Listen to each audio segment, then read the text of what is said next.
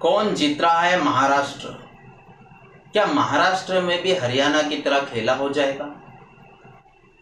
क्या जीतने के लिए ईवीएम का सहारा लिया जाएगा? क्या जीत सिर्फ बीजेपी की होगी या फिर इंडिया गठबंधन जीत के आएगा? आज इन्हीं सवालों के ऊपर हम बात करने वाले हैं। हाय फ्रेंड्स, आप देख रहे हैं अपना चैनल नॉर्मल सोच। महाराष्ट्र में विधानसभा के चुनाव है, प्रचार और प्रसार हो रहा है। अब हर पार्टी जीतने की कोशिश कर रही है, हर एमएलए जीतने की कोशिश कर रहा है और अपने अपने तरह से प्रचार और प्रसार कर रहे हैं। लेकिन जहन में यही सवाल आता है, क्या इस बार भी हरियाणा की तरह महाराष्ट्र में भी खेला हो जाएगा? क्या ईवीएम के सारे बीजेपी जीत के आ जाएगी, जिस तरह से ईवीएम के सारे बीजेपी अब तक जीतते आई है? और यही कहना है विपक्ष का भी। बार बार कांग्रेस पार्टी और उसके सहयोगी दल यही कहते आए हैं कि उनके साथ नाइंसाफी हुई। अब ये मैटर सुप्रीम कोर्ट भी पहुंच गया।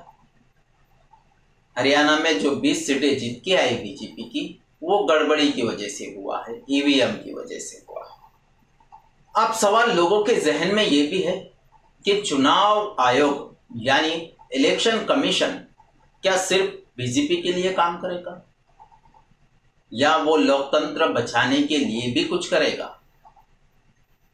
देखिए, अब मैटर तो सुप्रीम कोर्ट भी पहुंच गया कि ईवीएम में कुछ खराबी है। लेकिन जब ये सवाल इलेक्शन कमीशन से पूछा जाता है तो वो धूम दबा के भागने की कोशिश करता है। इन सवालों से वो जवाब देने की कोशिश नहीं करता है। लेकिन इसके पहले जितने भी एग्जिट पोल आए हैं, उन्होंने यही दावा किया है कि इंडिया गठबंधन की सरकार आएगी महाराष्ट्र में। लेकिन इससे पहले भी हरियाणा में भी यही कहा गया था। सारे एग्जिट पोल और जितने पॉलिटिक्स के जानकार हैं, सब ने यही दावा किया था कि हरियाणा में बीजेपी बहुत ही बुरी तरह हार रही है और वो जीतकर भी नहीं आ रही है। लेकिन फिर खेला हो गया और बीजेपी जीत के आ गई। इसी तरह जो है महाराष्ट्र में भी खेला हो सकता है। ईवीएम के नाम पे बीजेपी एक बार जीत के आ सकती है। बीजेपी का और उसके सहयोगी दल का जो मेन मकसद है कि हिंदू मतदाताओं को अपनी तरफ खींचे, फिर माइनॉरिटी जो है वो किसी भी पक्ष में चली जाए, वो किसी भी पार्टी को मतदान करती है तो करने दिया जाए, लेकिन हिंदू मतदाता सिर्फ बीजेपी की ही झोली में वोटिंग करे। इसीलिए वो हर बार जो है नफरत की राजनीति करते रहती है। और महाराष्ट्र में इलेक्शन की डेट अनाउंस होने से पहले बीजेपी नफरत की राजनीति शुरू कर दी थी, जैसे नीतीश राणे हो गए। लेकिन अब बात वही है, हरियाणा की तरह ही महाराष्ट्र में अब खेला हो जाएगा। तो इसके पीछे कई पॉइंट है। देखिए, बीजेपी की जो पकड़ है वो हर संस्था पे आ चुकी है, चाहे सीबीआई हो, चाहे ईडी हो, चाहे फिर इलेक्शन कमीशन हो। हर संस्था उसके आगे नतमस्तक, उसके आगे झुकने को मजबूर हो गई है। चाहे फिर वो मीडिया हो, सारी मीडिया अब गोदी मीडिया बन चुकी है। सारे के सारे ईडी उसके इशारों पे नाचती हैं, सीबीआई उसके इशारों पे नाचती हैं, इलेक्शन कमीशन भी अब उसके इशारों पे नाचने लगा है। तो इस तरह से जो है बीजेपी गवर्नमेंट ने अपना कब्जा सारे संस्थाओं के ऊपर किया है, जिसका फायदा उसको होता भी है। अब ये बात सच है, ये भी मान लिया जाए कि ईवीएम के सारे अगर बीजेपी जीतती है, गड़बड़ी कर जीतती है, तो सरकार उसकी आएगी। अब ये तो तय पब्लिक करेगी कि वो किसको महाराष्ट्र का सिकंदर बनाना चाहती है। लेकिन अगर ये चुनाव सही तरीके से होता है, इलेक्शन कमीशन अपनी मेन भूमिका इसमें निभाता है और ये पारदर्शक तरीके से चुनाव होते हैं, तो ये रिजल्ट किसी के भी पाले में जा सकता है, चाहे फिर वो इंडिया गठबंधन हो, चाहे फिर एनडीए हो।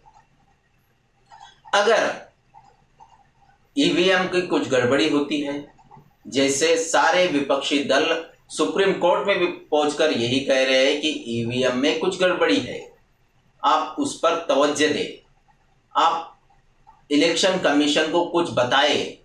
लेकिन अभी तक जो है इस मामले पे सुप्रीम कोर्ट ने कुछ भी नहीं कहा है। ईवीएम में गड़बड़ी नहीं हुई तो इंडिया गठबंधन भी जीत के आ सकती है। जिस तरह से शिवसेना तोड़कर शिवसेना बनाई गई, जिस तरह से एनसीपी तोड़कर एनसीपी बनाई गई है, तो इससे भी जो है बहुत सारे लोग नाराज हैं और इसका जिम्मेदार बीजेपी को मानते हैं। तो इसका सबसे ज्यादा नुकसान किसी पार्टी को है तो वो बीजेपी है, क्योंकि सारे बीजेपी ने ऐसे भ्रष्टाचारी लोगों को शामिल किया है और उसके बाद उनके सारे केस बंद कर दिए हैं। जैसे कोई गंदा कपड़ा वॉशिंग मशीन में डाला जाए तो बाद में साफ सुथरा होकर धुल के आ जाता है, इसी तरह भ्रष्टाचारी लोगों को बीजेपी ने अपने अंदर शामिल की। उनके ऊपर जो भ्रष्टाचार के केस थे उनको बंद किया। लेकिन इसमें मेन भूमिका होती है इलेक्शन कमीशन की, कि वो पारदर्शक तरीके से महाराष्ट्र में इलेक्शन कराए। अगर इसी तरह जो है पारदर्शक तरह से इलेक्शन किए गए तो हमारे देश का लोकतंत्र सही और सलामत रहेगा। अगर आपको ये वीडियो पसंद आता है तो इसको लाइक कीजिए, अपने तमाम दोस्तों में शेयर कीजिए। चैनल पे नए हैं तो सब्सक्राइब कर लीजिए, बेल आइकन के बटन को प्रेस कर